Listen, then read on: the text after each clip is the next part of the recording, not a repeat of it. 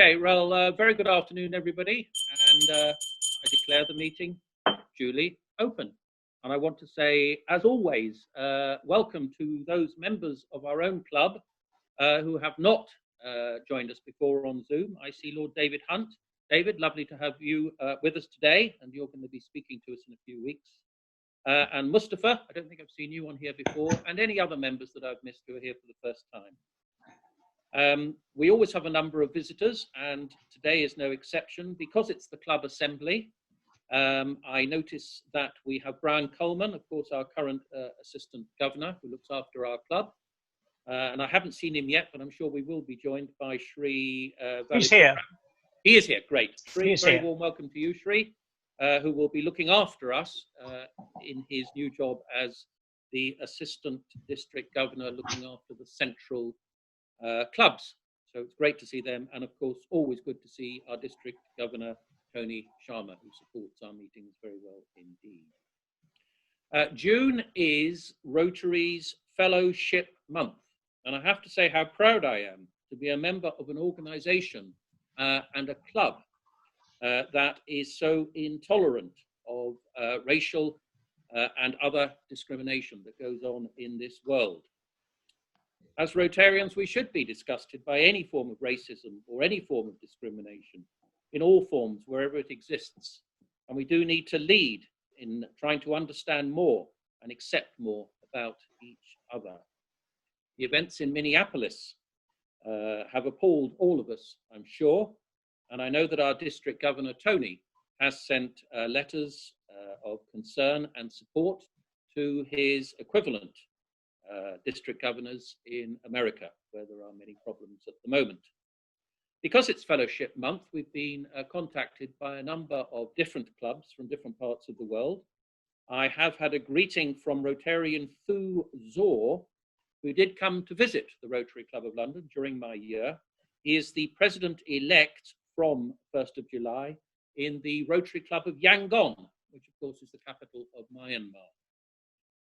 We've also had a communication from the Rotary Club of the Gold Coast of Australia, and a Rotarian, Louise Davis, originally wrote to me to send us greetings, and our emails evolved such that our President-elect David and Vice President-elect Ian actually managed to get to the full meeting of the Zoom Rotary Club of the Gold Coast of Australia, and I know they had a very good experience in doing that. I mean, one thing that Zoom does do is allow us to go and join meetings in other clubs anywhere in the world, time, of course, permitting.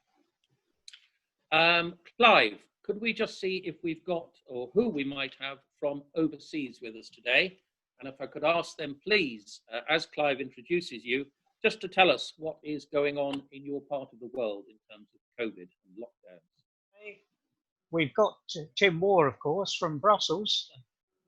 Well, we also have the president of the Rotary Club of Moscow, yes, Alexander Sverdov. Hello, how do you do, hello. Alexander? Hello, everybody. Thank you for your welcome invitation to join your meeting. So, hello.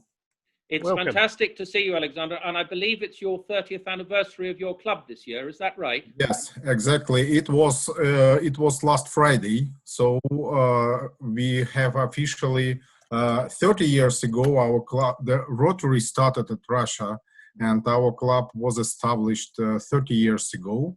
And this Rotary motion, this movement, from this moment, the Rotary motion started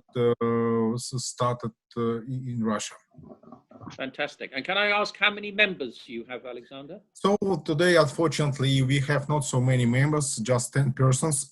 Yes, but our club was one of the biggest in Russia, but unfortunately now, last several years, many people left from club because from the beginning, our club joined a lot of people from abroad, and yes, also a lot of businessmen that have different travels, trips, etc.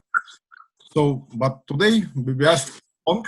We are still strong and have interesting projects, but in any case, not strong. You're still here fighting the battles. It's absolutely fantastic to have you here, Alexander. And just to give us the lowdown, are you in Moscow still in lockdown, or what's going on in terms of COVID? Yes, just 1 hour ago, we have received information that lockdown will be closed, shut down from tomorrow. But because we had quarantine period from the 1st of April up to today. So, and we are working from home. All restaurants are closed, office buildings, and even construction sites, and etc. So, but we hope so. The life is going to the normal way, and from tomorrow it will be finished. I hope so. All right. Sounds like you're a little bit behind the UK, but of course there are those that think the UK is moving too fast. But I think so, exactly, because we have a shift about 2 or 3 weeks compared with Europe. Yeah. All right. Anyway, a very warm welcome. Lovely to see you here. Fantastic. Thank you. All right. Who else have we got? We got Stefan. Is Stefan on here? Yes, I'm still here. Stefan, do you want to give us an update on what's happening in Florida? Besides that, it's heavily raining in the last 3 days, and we don't have that much sun, which is good for the climate here. We reopened nearly everything now, so we are back to normal. I think the COVID numbers in our hospital is down to 2 at the moment. So we're doing pretty good here in North Florida, while South Florida is not doing that good. Okay. And speaking as a doctor, do you think the US is moving too fast? Yes. Simple answer. Thank you. That's what we get told in our news here. So that's interesting. Anyway, good to hear you're well, and thank you for joining. And of course, we have Tim War. Tim? Brussels is gradually unlocking. Today, the restaurants opened, which was a big move, and I saw all the tables going outside. Most people want to sit outside for various reasons to have their coffee, so that's going on. The borders are still closed, but the death rate has gone right down. But schools haven't gone back yet. But for every other thing, the only thing you notice is queues outside shops, and that's the situation here today. Okay, lovely. Thanks for that update, Tim. So I think that's everybody from overseas. Nobody else? No, I can't see anybody else.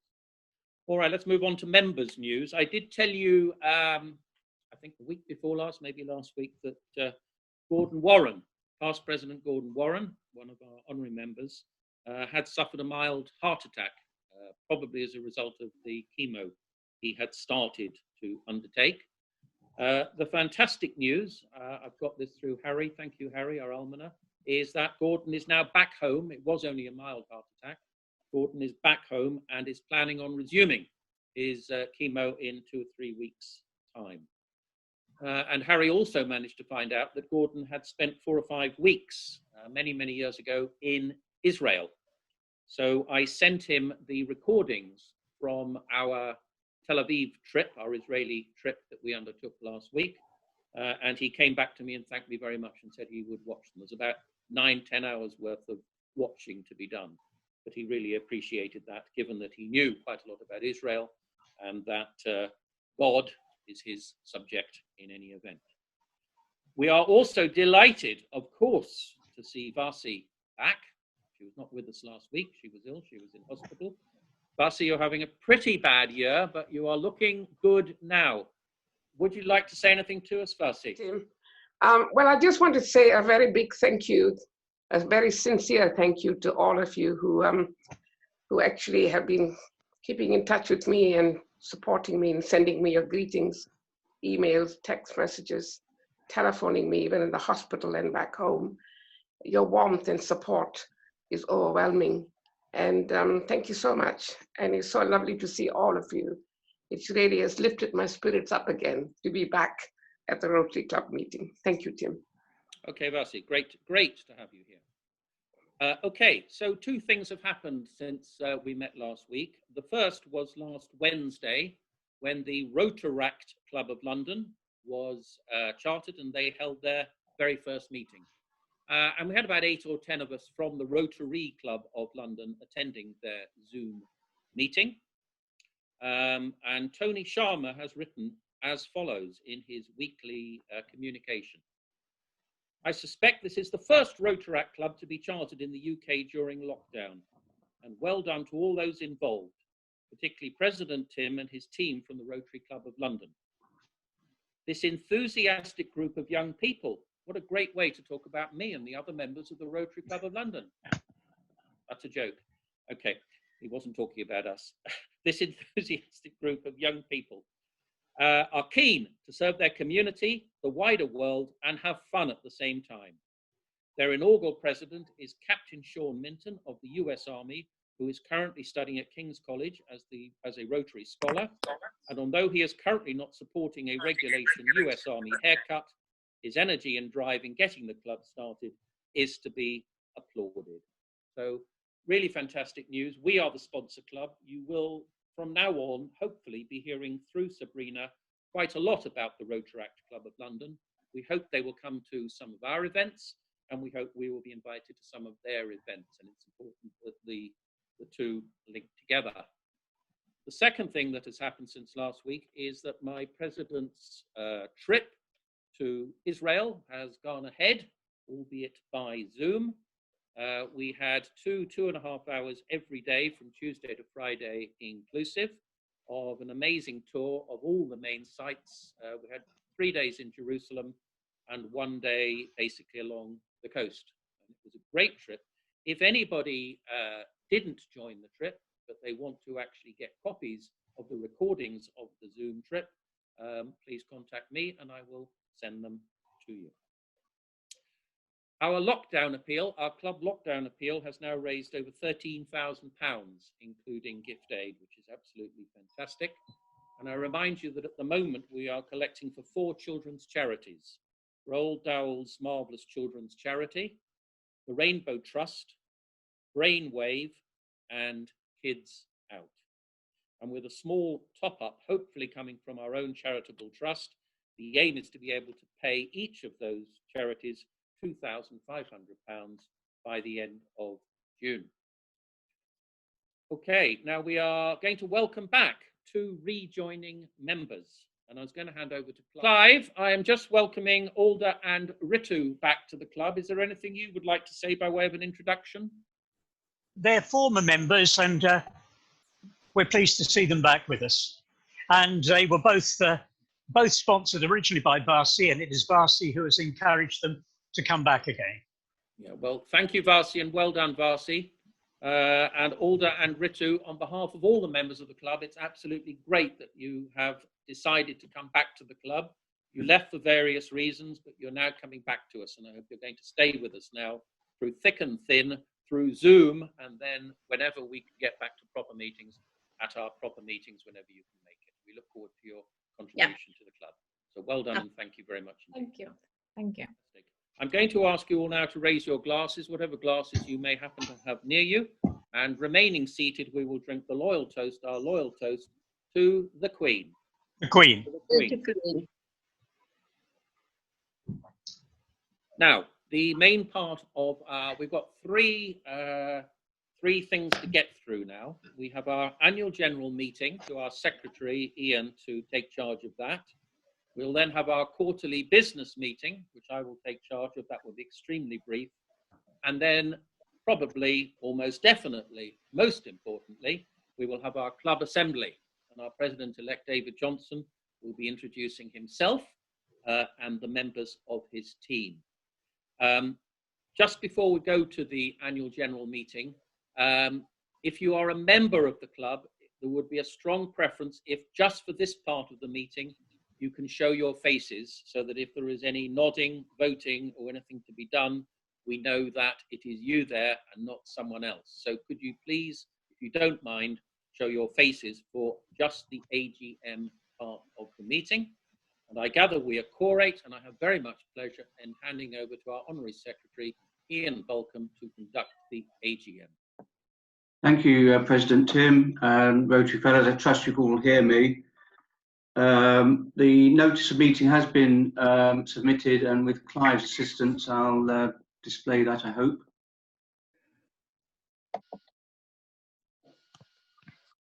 Allowing you to share the screen again. Okay. So, as I said, the notice issued on the 19th of April 2020 is displayed, and you'll note that in accordance with the various bylaws, notice was given accordingly, and I set out below the items that on the agenda. The first item is receive the annual reports of the Club Council and standing committees of the club for the closing year, and that, I believe, Mr. President, will be dealt with during the QBM effectively. We then come to item 2, which is to approve the club entrance fee and the annual club subscription for Rotary year 2021. And in that respect, there has been a proposal, which I'll just get up. Hopefully you can read that. And that's item 1, to approve the club entrance fee and the annual subscription. It's proposed by Club Council that subscription be in the sum of £250 and a budget is attached. I'll show the budget shortly.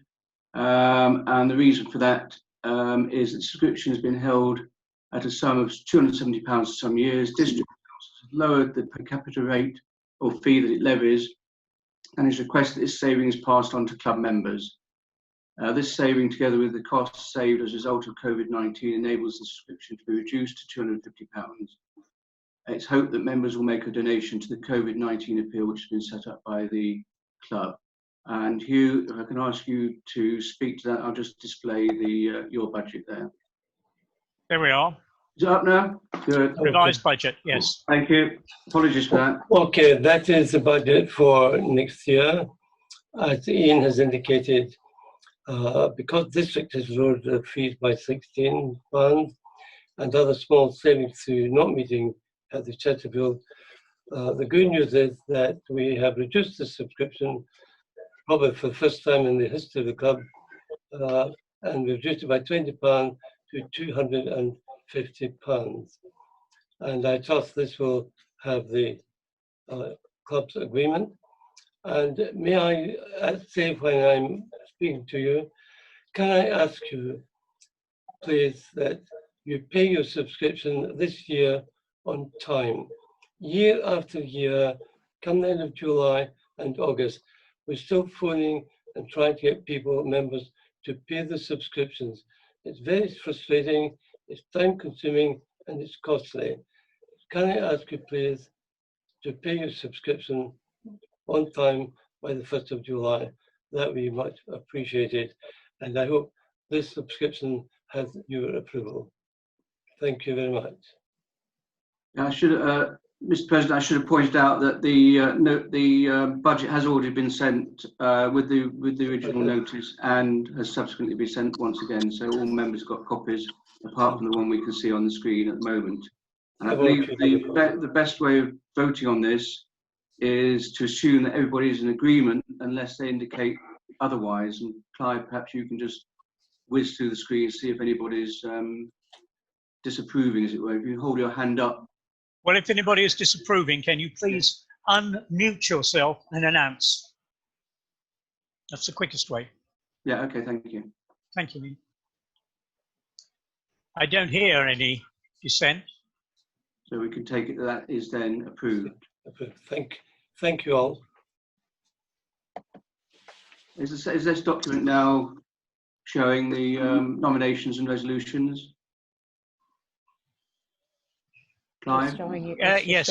Oh, yeah. To elect, we're on item 2. Thank you. So we go on to item 2. Members of the Club Council. Which to elect members of the Club Council serve for 3 years commencing in July 2020. There are 6 vacancies. Club Council, in accordance with the bylaw shown there, propose that Clive Amos, Kiyohiko Tanaka and Nono Hardy be eligible for re-election, and they are nominated accordingly.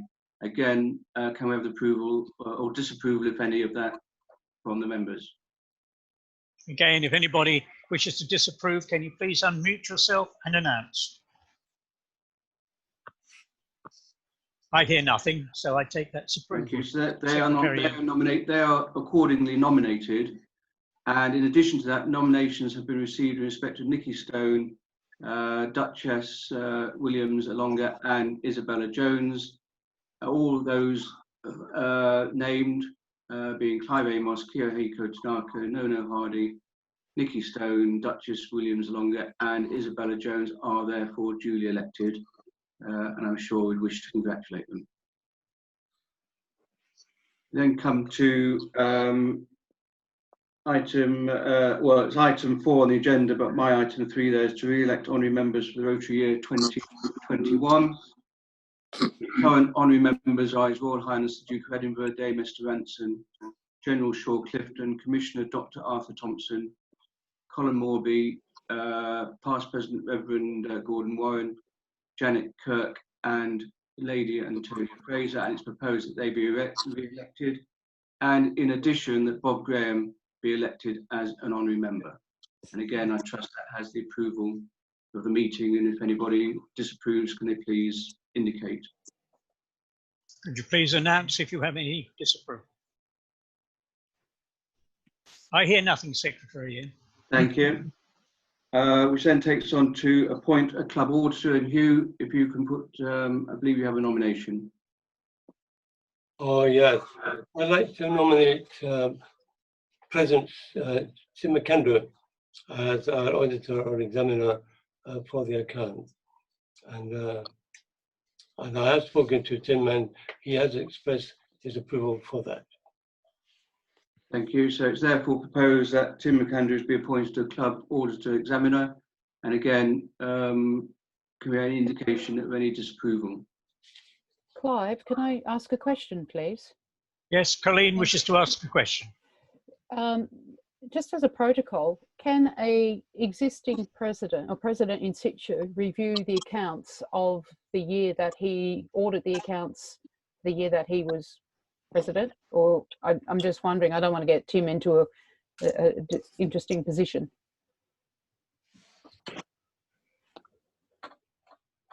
Is there an answer to that? Sorry, did you hear me? I've got Paul Bob. Yeah. Yeah. No, we heard you. Yeah. Does Ian or Hugh wish to comment? He'll be an ordinary member, won't he, by next year? He'll be a past president, so I can't personally say. But I know, I agree with that, but you've got a president auditing their own year's accounts. That's all. That's why I'm just wondering if they could raise some questions. It's actually he's auditing the treasurer's accounts. It's not his in accounts. their year. Yeah. It's his year, but it's actually the treasurer who's putting forward the accounts for audit. Yeah. I just don't know if there's an accounting protocol that's required. I just jump in. Clive, Sydney Parker. Really, he can't sign the accounts as president, as the examining accountant. His signature goes on the accounts as the club's president. He approves with the treasurer. He can't do that and be the examiner as well. Thank you, Sydney, for your advice. Well, do you wish, therefore, to defer that particular item then, based on that information, Sydney? Thank you very much. Honourable Secretary, I don't know whether this is appropriate, but we could nominate another qualified person to fill out the role if they're preparing. I wouldn't rather not do this publicly, but our compliance officer nominee, Olivia Au, may be willing to do so. Yes. Well, we'd need to seek her agreement, but I wonder whether, in view of the comments been made, we ought to defer this particular item to next general meeting, as it were. Once we've got her, we can take further consultation, as it were. I think that would be a sensible move. I would propose. Can I say here, recognizing what has been said, the president has nothing to do with the financial running of the club any more than any other member. And I frankly don't see any objection whatsoever by the president, who has no influence whatsoever in the financial running of the club, why he can't, when he's no longer there, examine the accounts. I see no reason whatsoever, in principle or in, for that at all. Whatever happens in district or elsewhere, it's our club's decision, yeah, and it's our members' decision on this matter. Right, can I suggest that we defer this matter and consider it in due time, Hugh, and we will come back to it? Yeah, as it seems to be potentially an issue. Let's get it sorted out. I am very happy to serve if I can serve. Thank you, Tim. I think I'd fully accept what Hugh is saying, but equally I can also see the problem with him signing the accounts and then auditing them. But it's something we can look into a bit further, and therefore propose it's deferred. Well, again, I assume that has the general agreement of the meeting. Our president has not normally signed the account. Oh, does he not? Okay. No. It's only in the past. I prepared the report purely for the purposes of advising the members what has happened in the year, and it's a print report of what happened in the year. In the history of this club, the president hadn't signed the account. Okay. It's been the examiner who signed them. Okay. That is the history of our club. Okay. Well, we have a full council meeting next week after our regular meeting. Can I suggest that we discuss it and finalise it at that point? Yeah. Okay. And then we've got past that. And then the last item: any other business advised to myself prior to the meeting agreed by the president. No other business has been notified to me, Mr. President. No, I don't. Thank you. And therefore, I believe that then brings that meeting to a close. The next item on the agenda is the quarterly business meeting, and the way that this has been handled in the last year is that the club chairs submit reports for the members to read, and you then have the opportunity of asking questions to the chairs at the quarterly business meetings. And this has proved to be a fairly efficient way of running the quarterly business meetings. Quite a large wodge was sent out by Julian, quite a large wodge of reports. There was an extensive report from Chicago on the PR and Communications Committee, and a detailed report from Community and Vocational by Brian Sluice as his last report before he departs off to Canada. And most of the other chairs have then submitted their reasonably short reports. And the reason a lot of them are short, of course, is because certain committees have been able to do anything. For example, Brian Summons's sports committee has been able to do nothing in the last 3 months because we've had no sports, whereas some of the other committees have remained active. So the way I'm going to handle this is that if any member has any specific question to ask any of our chairs on any of the reports that they have been sent, could I ask you just to clearly raise your hand, and Clive will unmute you and you can ask the question that you have. So, is there any member has any question to ask?